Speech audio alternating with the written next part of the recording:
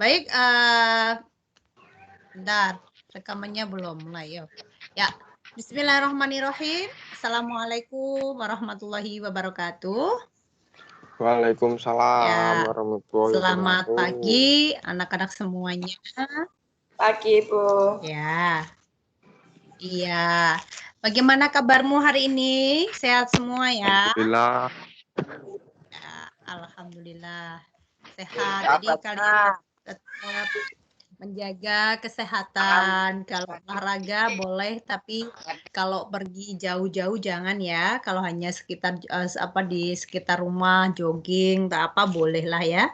Tapi tidak boleh terlalu lama-lama untuk pergi jauh-jauh atau ini pergi di luar karena kondisi saat ini masih rentan terhadap virus coronanya ya. Ya, baik anak-anak, sebelum kita mulai pelajarannya, kita berdoa terlebih dahulu. Berdoa menurut agama dan keyakinan kita masing-masing. Berdoa disilahkan.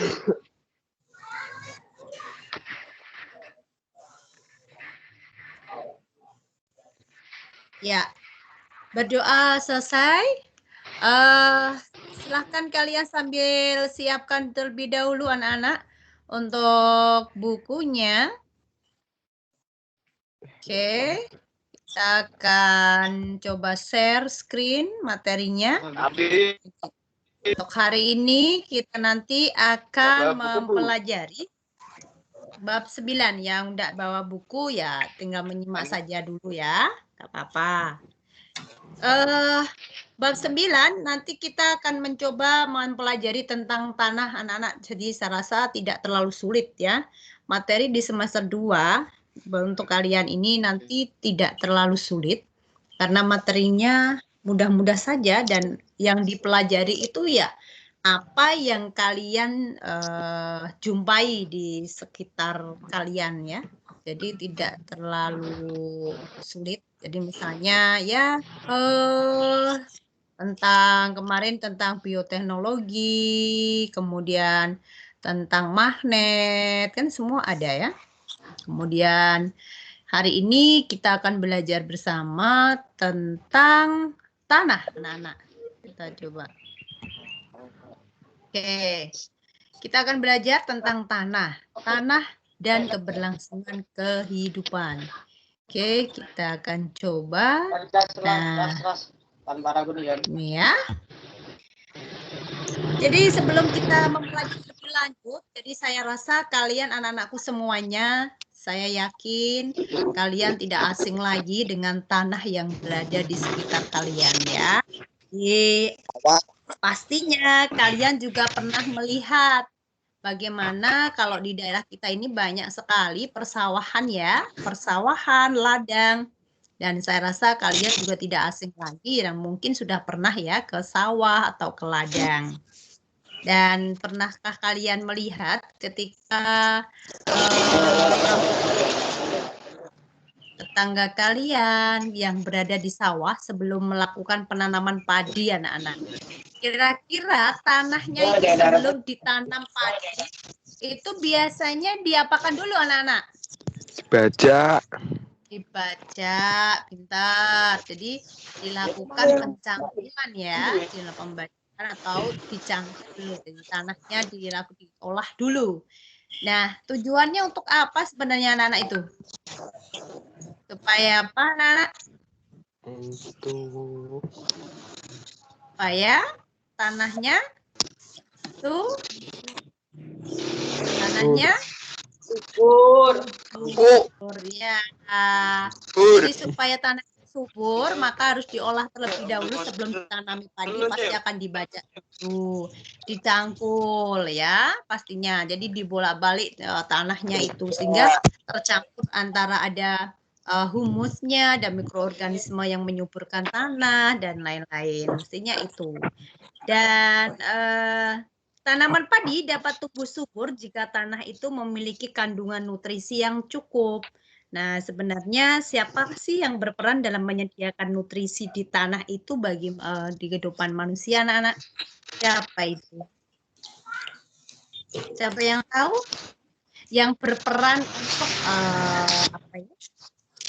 memberikan nutrisi atau menyediakan nutrisi bagi tanah itu siapa?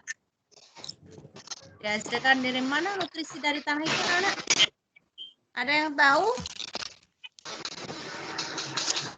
Oke, kalau memang belum ada yang bisa menjawab, kita coba pelajari bersama ya. Jadi seperti apa yang sudah kalian ketahui bersama dan kalian pastinya juga sudah merasakan bersama bagaimana kalian memanfaatkan tanah ya. Kita tahu bahwa alam ini ya, di dunia ini, di bumi kita ini sebagian besar itu sekitar berapa persen, anak? 70% ya. 70% itu terdiri dari perairan dan sisanya adalah terdiri dari daratan. Nah, meskipun luas daratan sempit dibanding dengan luas lautan, tetapi daratan itu memiliki peran yang luar biasa bagi kehidupan manusia di bumi kita ini. Jadi daratan itu berlapis-lapis ya, ada lapisan-lapisan. Dan di setiap lapisannya tersusun atas komponen yang berbeda. Nah, kalian pasti tahu ya, di permukaan bumi kita yang lapisan paling luar atau permukaan paling atas sendiri apa namanya, anak-anak? Yang kalian injak setiap pagi buat jalan apa itu? Tanah. Apa, anak? Tanah. Jadi permukaan bumi paling luar sendiri itu adalah tanah, anak-anak. Nah, maka dari itu bagaimana kita sebagai seorang manusia yang hidup di atas bumi, yang memanfaatkan tanah sebagai bagian dari kehidupan kalian, ya. Jadi tanah merupakan komponen yang penting bagi keberlangsungan kehidupan di bumi ini.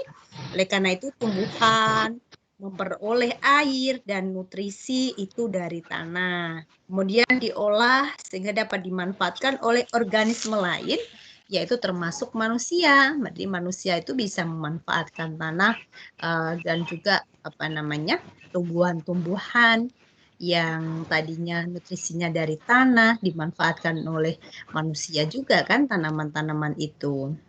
Oke. Begitu penting peran tanah bagi kehidupan, maka kita coba bayangkan atau coba kita pelajari bersama. Seandainya kalau kita tidak ada daratan, terus mau kemana makhluk hidup kita ini kan gitu. Jadi daratan inilah sebenarnya sebagai tempat hidup makhluk hidup. Kalau tidak ada daratan, sama manusia ya tidak akan mungkin kita bisa melangsungkan kehidupan ini. Dan sebenarnya siapakah sih sebenarnya yang menguraikan sampah yang ada di bumi kita ini gitu kan? Nah, pastinya mikroorganisme kan? Nah, kalau seandainya tidak ada mikroorganisme di dalam tanah, apa yang terjadi dengan sampah kita ini? Gitu. Nah, oleh karena itu mari kita akan pelajari sebenarnya lapisan-lapisan apa saja yang berada di tanah, kemudian fungsinya masing-masing, kandungannya masing-masing untuk apa gitu ya. Baik, yang pertama kita akan pelajari tentang bagaimana peran tanah dan organisme tanah bagi kehidupan. Yang pertama, peran tanah bagi kehidupan. Nah, peran tanah bagi kehidupan tadi salah satunya untuk apa coba yuk? Anak, peran tanah bagi kehidupan untuk apa tadi? Untuk apa anak-anak? Untuk apa yuk? Peran tanah bagi kehidupan. Bagi kehidupan manusia boleh, tumbuhan boleh, atau makhluk hidup yang lain. Untuk apa salah satunya? Untuk tempat hidup hewan Larry. Tempat hidup Larry. Jadi tempat hidup Aku tak jawab ini Mbak. dan sebagainya. Termasuk kita manusia itu juga ini ya memiliki tempat hidup. Nah ini anak-anak kalian perhatikan di tanah itu juga di dalamnya ada hewan-hewannya.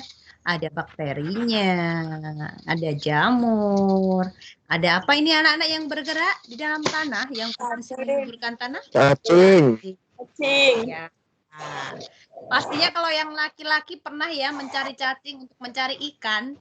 Ya, Pernah, Bu. biasanya di tanah-tanah yang gembur dia pasti ada cacing. Karena itu di situ sebagai indikator. Kalau di situ tanahnya subur gembur pasti banyak cacingnya. Nah, karena cacing itulah yang menyebabkan tanah menjadi subur. Ya. Jadi tempat hidup organisme yang ada di tanah itu adalah peran yang pertama. Kemudian peran yang kedua sebagai penyedia keperluan manusia. Ya. Oh, keperluan manusia apa saja sih? Misal pertama sebagai tempat tinggal, sebagai bahan bangunan untuk membuat rumah seperti batu bata misalnya ya. Penunjang kehidupan, bahan baku kerajinan untuk rumah tangga dan juga sebagai tempat tumbuhnya tumbuhan dan hewan. Itu penyedia keperluan manusia ya. Berikutnya sebagai penyedia dan penyaring air anak-anak. Nah, kalau penyedia dan penyaring air, siapa yang bisa menceritakan nih? Apa sih sebenarnya peran tanah?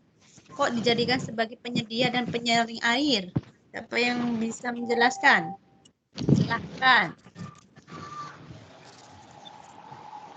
Ada yang bisa menjelaskan? Kalian tahu bahwa air yang kalian gunakan untuk mandi, untuk minum, itu berasal dari mana sih anak-anak? Tanah. Tanah, pinter. Nah, dari dalam tanah, maka itu sebagai penyedia. Jadi sebagai penyedia air gitu. Karena kita tahu bahwa sumber dari air yang paling utama dan berasal dari tanah, di dalam tanah. Jadi dilakukan penggalian sekitar berapa meter, maka di situ akan terdapat sumber air. Dan sumber air inilah yang berfungsi, berperan ya untuk kehidupan manusia. Kemudian kegiatan-kegiatan rumah tangga, industri menghasilkan limbah yang berupa air. Itu kalau misalnya apa ya, air limbahnya itu bisa berbahaya, air kotor sisa buangan rumah tangga, industri, itu ada yang diolah dan ada yang langsung dibuang ke tanah melalui aliran sungai. Nah, kalau seperti itu beberapa bahan penyebab bisa juga menyebabkan polusi ya, yang masuk ke dalam tanah air. Melalui tanah, maksudnya masuk ke dalam tanah melalui air. Nah, seperti kemarin kejadian pernah saat ini kemarin kan apa ya, terjadi hujan ya anak-anak. Hujan hampir 1 minggu di daerah Pekalongan itu. Kita cerita sambil cerita ada masalah nih di sana. Air hujannya yang tergenang nggak bisa mengalir, ya kan? Terjadi banjir akhirnya. Nah, air banjirnya itu apa yang terjadi anak-anak? Warnanya tuh merah merona seperti darah. Nah, iya, bercampur dengan limbah. Kita tahu di Pekalongan itu adalah banyak industri apa anak-anak? Batik. Jadi pewarna buatannya. Jadi air limbah dari industri itu dibuang. Nah, mungkin kan pembuangannya ke sungai, ya kan? Nah, dari hujan yang cukup deras, curah hujannya tinggi, maka air sungainya meluap. Nah, kalau meluap apa yang terjadi? Ya udah banjir. Jadi menjadi polusi ya, polusi air. Dan kalau misalnya tanahnya bisa melakukan ini ya, penyaringan ya, disaring. Artinya perakannya untuk penyedia air dan penyaring air. Kalau tanahnya bagus maka bisa digunakan untuk menyaring ya, menyaring tadi. Jadi menjadi lebih sederhana, artinya kalau airnya lebih bersih lah gitu. Di dalam tanah sudah dilakukan proses penyaringan jadinya. Tapi kalau dari permukaan udah diresap ke bawah ke tanah terus, kemudian menjadi air, sumber air untuk sumur-sumur itu. Jadi itu anak-anak. Jadi itu namanya penyedia dan penyaring air. Nah, oke, kita akan coba diskusi bersama. Yang kedua nih sekarang tentang peran organisme tanah bagi kehidupan anak-anak. Nah, kalian juga pasti sudah pernah ya ketika kalian menggali tanah atau mau saat menanam bunga atau pohon gitu ya, pasti di dalamnya kalian pernah menemukan bahan-bahan ada seperti jamur gitu ya, jamur atau tadi cacing, semut misalnya seperti itu. Nah, tapi yang paling penting untuk peran organisme tanah bagi kehidupan inilah yang pertama sebagai dekomposer atau detritivor, ya pengurai ya, Nak. Sebagai pengurai, menguraikan zat-zat yang bersifat kompleks menjadi sederhana. Ya, uraikan. Itu kalau sampahnya itu berupa sampah yang mudah diuraikan ya, berarti organik namanya.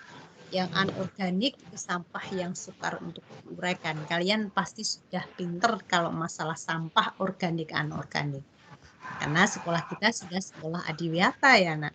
Anak-anak sudah dibiasakan sampah untuk memisah antara yang sampah organik maupun sampah anorganik. Nah, ini ya yang bisa diuraikan ya sampah-sampah organik, jadi di tumbuh-tumbuhan. Kemudian peran berikutnya sebagai pengurai polutan dalam tanah tadi, contohnya kalau air limbah gitu ya, sudah masuk ke tanah, dilakukan penyaringan, maka sebagai pengurai polutan. Kemudian pencegah penyakit tanah, reaksi kimia dalam tanah, pemberi pengaruh terhadap tekstur tanah, dan juga sebagai pengatur kegemburan tanah. Seperti itu adalah contoh atau peran-peran organisme tanah dalam kehidupan sehari-hari.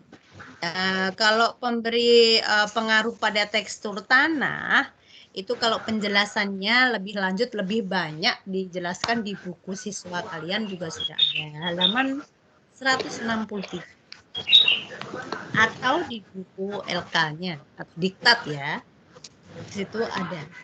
Jadi kalau pemberi pengaruh pada tekstur tanah, di sini tanah itu dapat digolongkan menjadi beberapa jenis berdasarkan teksturnya. Jadi tanah itu dapat ditentukan berdasarkan jumlah butiran penyusunnya paling banyak terdapat pada tanah tersebut. Jadi butiran penyusun tanahnya anak-anak itu menentukan tekstur tanah itu sebagai penentu. Kalau butirannya yang terdapat di dalam tanah ada pasir, ada tanah liat, ada debu. Nah, tekstur tanah secara sederhana dapat ditentukan berdasarkan uji tekstur. Nah, itu kalau nanti kalian ingin mencoba-coba melakukan uji tekstur tanah, boleh nanti dilakukan di rumah sendiri ya, tentang tekstur tanah. Jadi nanti Bu Rama menginginkan kalian untuk melakukan kegiatan uji coba membuktikan sederhana sekali anak-anak, hanya tanah bahannya. Nanti kalian bisa mencarilah tanah di sekitar rumah kalian di beberapa tempat. Jadi di halaman 64-65 anak-anak. Buku diktatnya di situ ada kegiatan 9.2 dan 9.3. Nah, nanti kalian diajak Bu Rahma untuk mencoba mengetahui apa sih sebenarnya mengamati lapisan-lapisan tanah. Gitu. Nanti kalian mudah sekali cukup pakai botol aqua, air sama tanah, udah. Nah, cara kerjanya kalian bisa baca sendiri di halaman 64. Lalu yang tentang tekstur tanah ya gampang. Kalian cukup mengambil beberapa tanah. Ada yang di tanah yang pasir, ada yang tanah liat, misalnya seperti itu. Lalu setelah itu coba kalian bentuk membulat, lalu dipilin bentuk pita gitu ya, digelinding-gelindingkan gitu sampai tipis. Nah, di situ nanti ada indikatornya. Jika tanahnya itu tipis, dibuat tipis-pipis seperti itu, kemudian pita berbentuk pita panjangnya sekitar lebih dari 5 cm, ora putus, itu termasuk tanah liat gitu. Kalau pasir, ya kan pasir nggak bisa dibuat ini ya, dibuat bulat, dibuat panjang kan pasir nggak bisa, pasti gembiar gitu ya. Jadi tidak bisa dibuat pita, itu namanya golongan tanah. Teksturnya apa? Pasir, itu tanah pasir dan sebagainya. Jadi itu nanti sebagai nilai keterampilan kalian di rumah. Silakan setelah nanti hari ini kita pikon bersama mempelajari teorinya, kalian cukup bermain tanah hari ini. Tapi jangan lupa ya, difotokan untuk kegiatannya di halaman 64 dan 65 untuk buku diktatnya. Di situ nanti yang harus kalian kerjakan untuk selanjutnya. Paham ya anak-anak ya? Halo? Halo? Paham, Bu. Yes. Ya. Oke, baik, kita bisa lanjutkan. Nah, sekarang kita akan mempelajari tentang proses pembentukan tanah dan bagaimana komponen penyusunnya, anak-anak. Lalu bagaimana ya kita bisa menjaga kelestarian tanahnya? Oke, yang perlu kalian perhatikan di layar kalian. Nah, kita sudah tampilkan tentang proses pembentukan tanah atau lapisan tanah. Kalian perhatikan. Lapisan tanah itu ada 4 bagian, anak-anak. Yang paling atas sendiri namanya lapisan atas, lalu di bawahnya lapisan tengah, lapisan bawah, dan lapisan batuan induk. Nah, kalian perhatikan gambarnya. Di bagian lapisan atas seperti ini.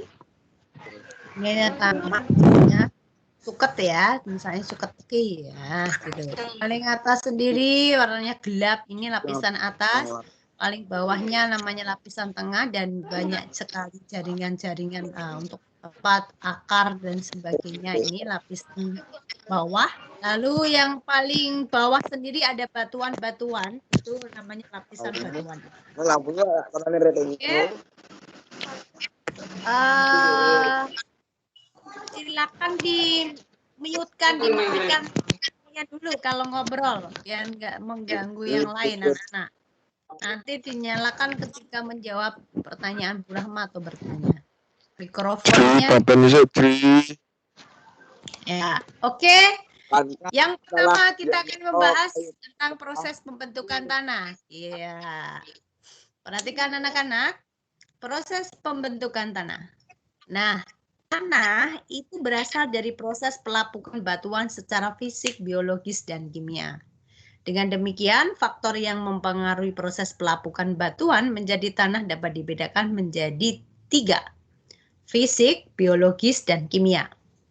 Faktor fisik ada iklim, cuaca, angin, curah hujan. Nah, biologis itu tentang vegetasi, tumbuhan, lumut, mikroorganisme. Kalau yang kimia adalah air dan perubahan kimianya. Inilah adalah faktor-faktor yang mempengaruhi proses pelapukan batuan menjadi tanah. Oke, kita coba lanjutkan.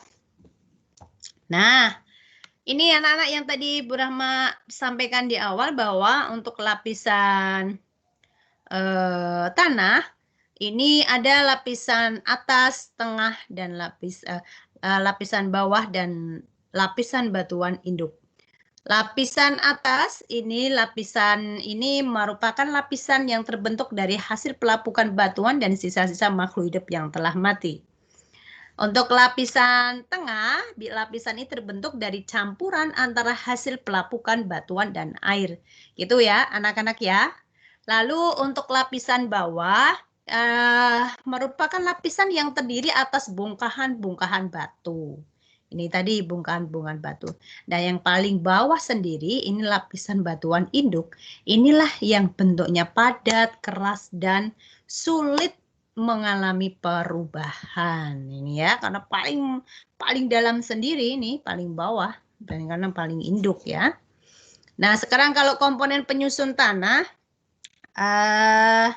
kalian bisa perhatikan komponen-komponennya ketika kalian bermain tanah. Di situ ada apa aja sih sebenarnya anak-anak yang pernah bermain tanah nih? Komponennya ada apa aja? Bisa nyalakan dulu mikrofonnya untuk menjawab. Halo? Halo? Halo. Halo. Komponen penyusun tanah apa aja anak-anak? Ketika kalian amati di tanah ada apa aja? Ada batuannya, ada batu, lalu ada humus, ada komponen organik, Air, mineral. udara. Pastinya udara juga ada ya. Oke. Nah, sekarang berikutnya kita bagaimana bisa menjaga dan bisa melestarikan tanah, anak-anak. Nah, apa yang kalian lakukan di rumah untuk menjaga kelestarian tanah, anak-anak? Coba sebutkan. Kalau di rumah kalian, pohon di tanah. menanam bunga atau menanam pohon-pohon ya, seperti kalian lakukan di sekolahan. Jadi supaya kalau ini ya, kalau lingkup luas ya, supaya tidak tanah tidak gundul kalau di hutan-hutan ya, seperti itu. Kemudian menutupi permukaan tanah yang terbuka dengan jerami atau rumput kering. Ini juga bisa untuk melakukan perawatan ya. Kan akhirnya nanti menjadi subur tanahnya. Kemudian memperbaiki cara pengolahan tanahnya, lalu mendaur ulang sampah yang sulit diuraikan oleh mikroorganisme, lalu membuat sengkedan. Sengkedan ya, sengkedan apa nak? Kalau di daerah pegunungan itu ya, persawahannya dibikin sengkedan ya. Sengkedan, perhatikan nih gambar yang ada di layar. Nah, ini sengkedan. Jadi kan karena dataran tinggi maka cocok harus dibikin sengkedan supaya tidak terjadi longsor tanahnya. Kemudian mengurangi penggunaan pupuk kimia biar tidak merusak mekanisme yang ada di dalamnya supaya biar subur ya. Oke, lalu apa lagi anak-anak kalau kalian bisa ketahui bersama kalau misalnya ini kalian bisa juga dalam melestarikan tanah kalau menemukan sampah-sampah anorganik Ya Allah. biasanya kalian apakan itu anak-anak? Dimanfaatkan untuk apa coba? Pada saat mendaur ulang sampah ini loh. Mendaur ulang sampah yang sulit diuraikan. Nanti daur ulangnya kamu bikin apa biasanya? Kalau kemarin anak-anak sudah diajak untuk sekolah di Wiata, mendaur ulang dipakai untuk apa kemarin? Dibuat menjadi apa anak-anak? Ada yang dibikin bunga. Lalu? Ada yang dibikin apa lagi? Tempat tisu, tas, ya kan? Nah, jadi artinya mendaur ulang sampah yang sulit diuraikan itu ya seperti apa sih? Plastik gitu kan, sampah yang sulit diuraikan plastik, kemudian ada kaca, dan sebagainya itu tidak bisa diuraikan. Dari itu kalian caranya ya harus mendaur ulang dengan cara dibuat menjadi kerajinan ya anak-anak ya. Nah, seperti itu yang kita pelajari untuk bangsa. Nah, itu bisa diperhatikan dulu ya.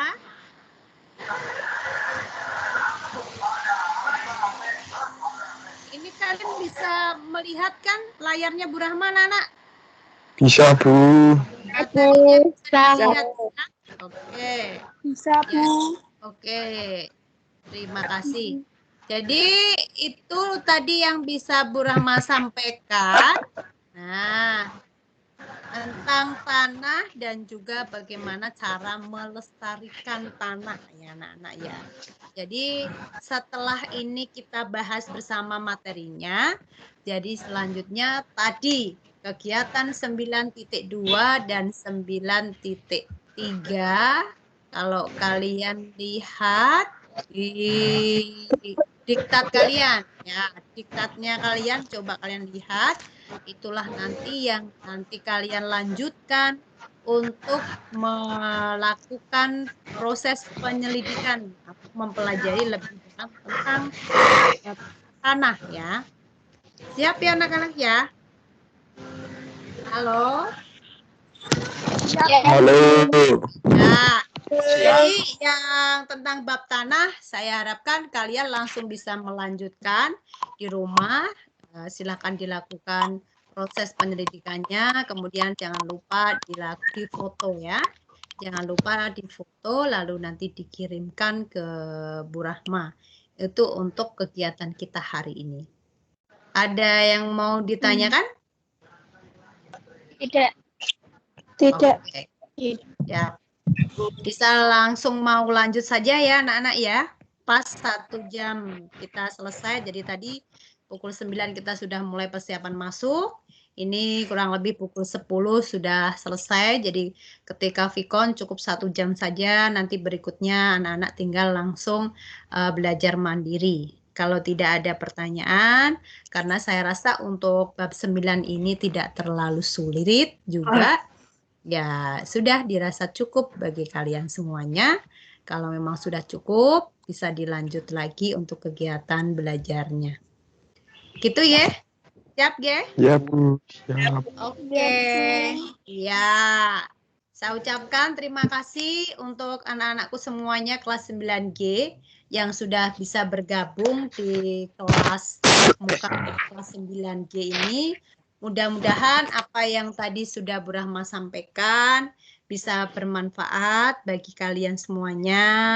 Kemudian tetap semangat, jaga diri, jaga kesehatan, supaya kalian bisa tetap melakukan kegiatan sehari-hari dengan baik dan lancar. Dan saya doakan juga nanti kalian udah kelas 9, kegiatan untuk kegiatan kelas 9 cukup banyak.